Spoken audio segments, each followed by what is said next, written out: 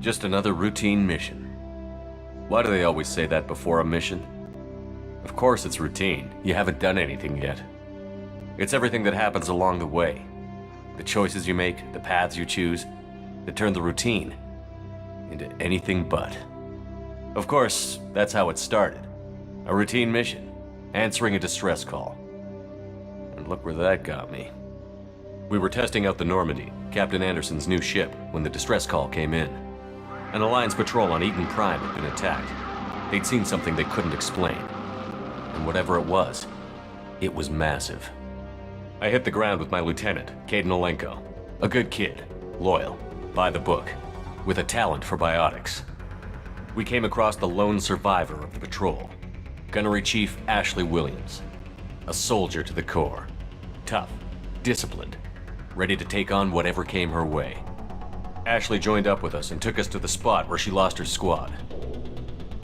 That's when we saw it. The ship. Like nothing I'd ever seen. It was massive, scorching the colony and everything around it as it blasted away. We followed the path of destruction to an artifact, a beacon left by a long-dead race called the Protheans. The colony had dug it up, and whoever attacked them had tried to take it. Chief Williams made the mistake of getting too close. It hit her with some type of energy. I grabbed her and threw her out of the way. That's when it hit me. Hard.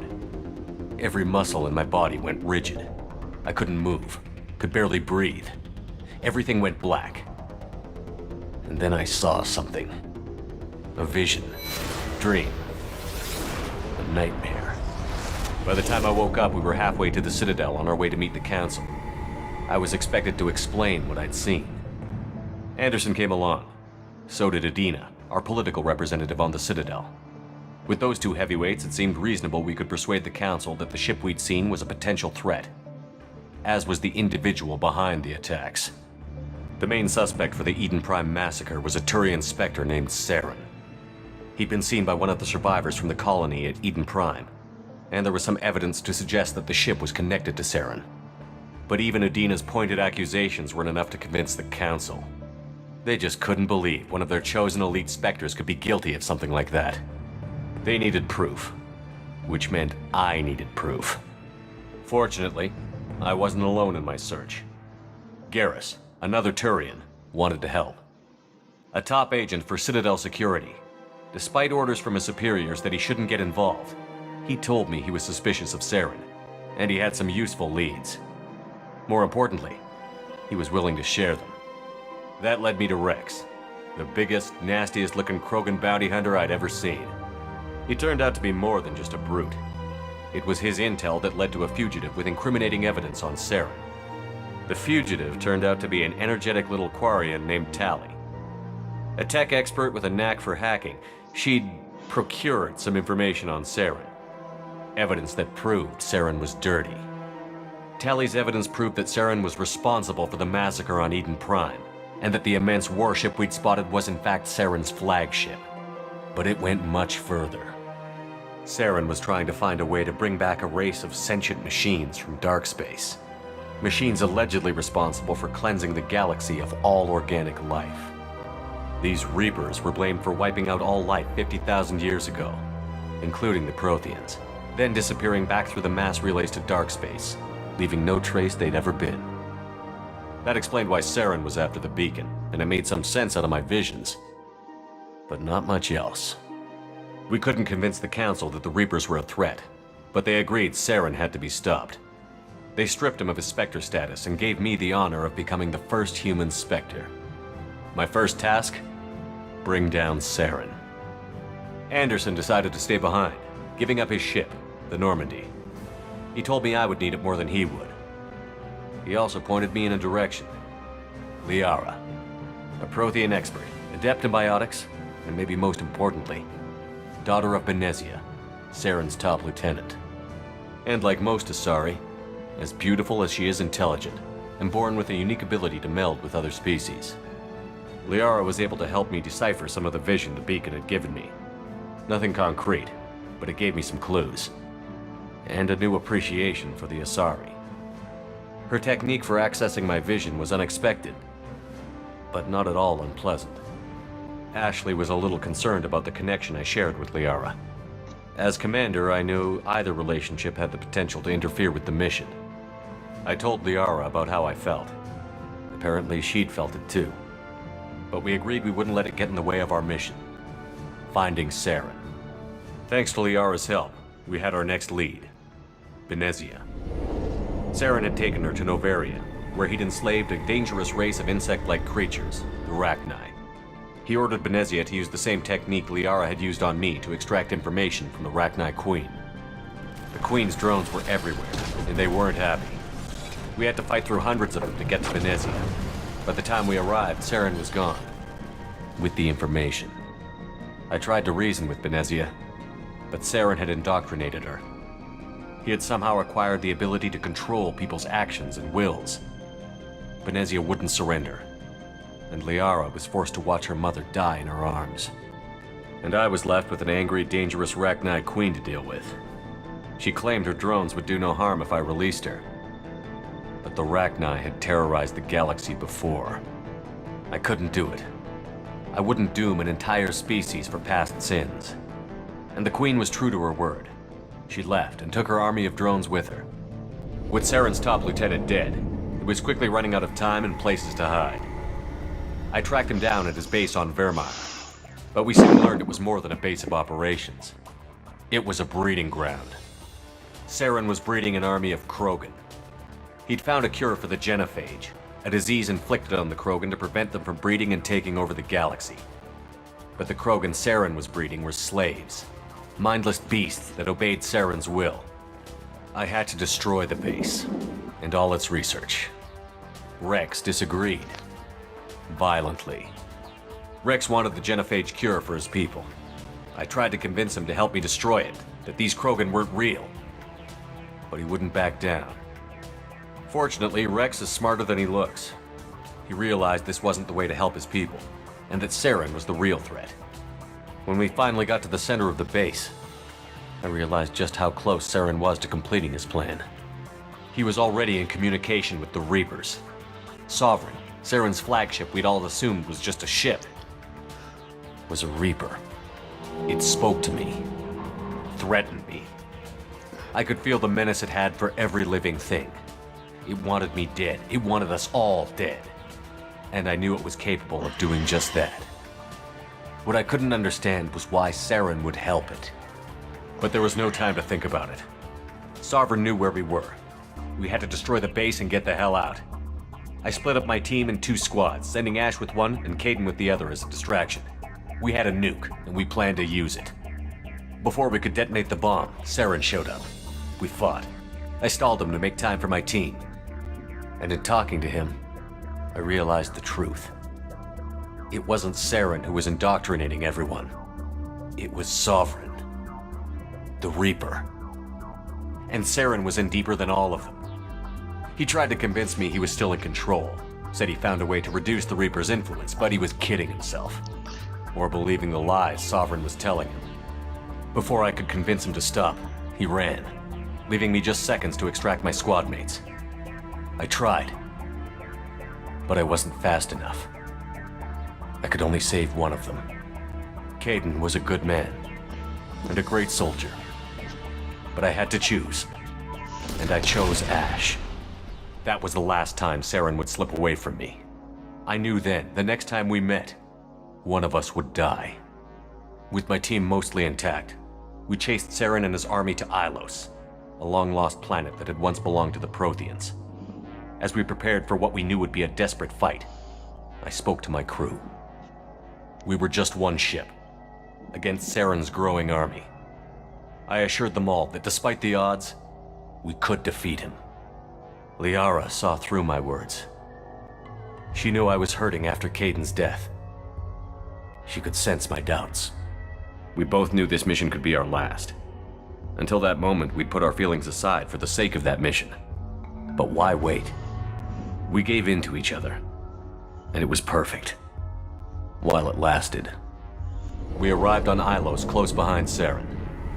Once on the planet, we discovered a Prothean databank that helped me put the final pieces of my vision together. The Reapers had come 50,000 years ago, and every 50,000 years before that. each time purging the galaxy of life.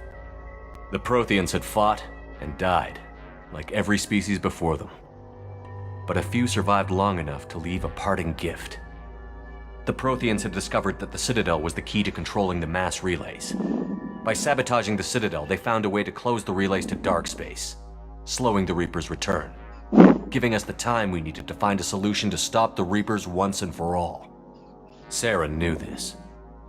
He was leading his army to take control of the Citadel and re-establish the relays to dark space, bringing the waiting Reapers here to destroy us all. We followed him to the Citadel. It was intact, but heavily damaged. He had caught the Council fleets by surprise, and they were only now regrouping. And with Sovereign as his flagship, there was little hope the fleets could counterattack with enough strength to take back the Citadel. But Saren was done running, and I was done chasing him. As the Alliance and Citadel fleets battled Saren's army outside, I cornered the Turian bastard in the Citadel tower and confronted him. He died believing that the Reapers would save him. As I fought to regain control of the Citadel, the Council's flagship, the Destiny Ascension, fell under attack. Despite Saren's death, Sovereign and Saren's army continued to fight. The Council was aboard the Destiny Ascension, and they were requesting assistance. But I knew in order to help them, I would have to put our Human Alliance fleet in jeopardy. The Council had to be saved. They represented the hearts and minds of the galactic community.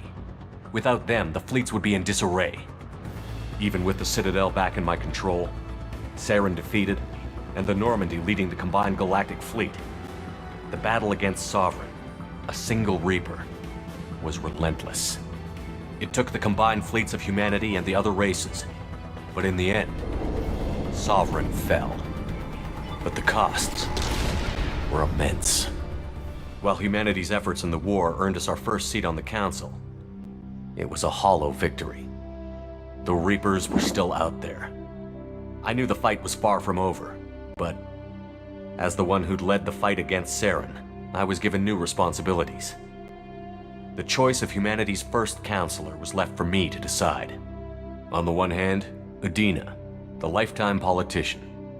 Ruthless and ambitious, he would easily navigate the political landmines that would soon be put in front of him. The other choice, Captain Anderson, the career soldier. Tough but fair, but a friend, and someone I could trust. Both great leaders in their own right. Anderson didn't want the job, which was a sure sign he'd be perfect for it. No ambition to get in the way. The war was over. The threat had passed. In time, the Council would rebuild itself. The Citadel could be repaired. Even the pain of lost friends would fade. But none of that mattered if the Reapers were still out there. And if they were all as powerful as Sovereign, we had to find a way to stop them. I had to find a way. I gathered my crew, took my ship, and went in search of answers. Officially, the Council would only say I was assigned to cleanup duty, rooting out any remnants of Saren's army. Just another routine mission.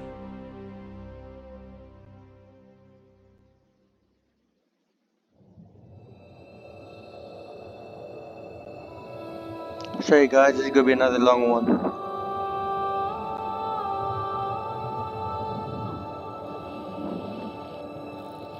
Commander Shepard has been recovered. The Lazarus Project will proceed as planned.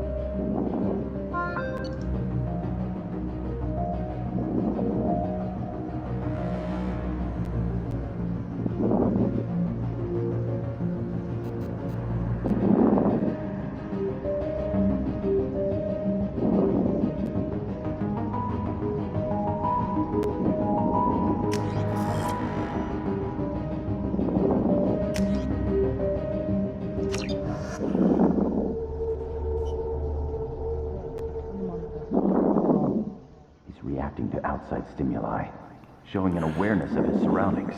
Oh my god, Miranda, I think he's waking up. Damn it, Wilson, he's not ready yet. Give him the sedative. Shepard, don't try to move. Just lie still. Try to stay calm. Heart rate's still climbing. Brain activity is off the charts. Stat's pushing into the red zone. It's not working. Another dose. Now. Heart rate dropping. Stats falling back into normal range. That was too close. We almost lost him. I told you your estimates were off. Run the numbers again.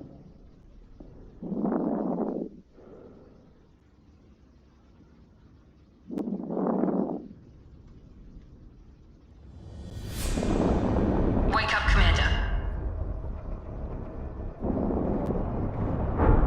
Shepard, do you hear me? Get out of that bed now. This facility is under attack. Shepard, your scars aren't healed, but I need you to get moving. This facility is under attack. There's a pistol in the locker on the other side of the room. Hurry! Grab the pistol and armor from the locker. You don't have time to wait around, Shepard. Grab your weapon This and pistol armor. doesn't have a thermal clip. It's a medbay. Keep your head down, Shepard. Shield yourself from the blast. Someone's hacking security trying to kill you. Look for a thermal clip for your pistol. Looks like they set up a barricade to try holding the mechs off.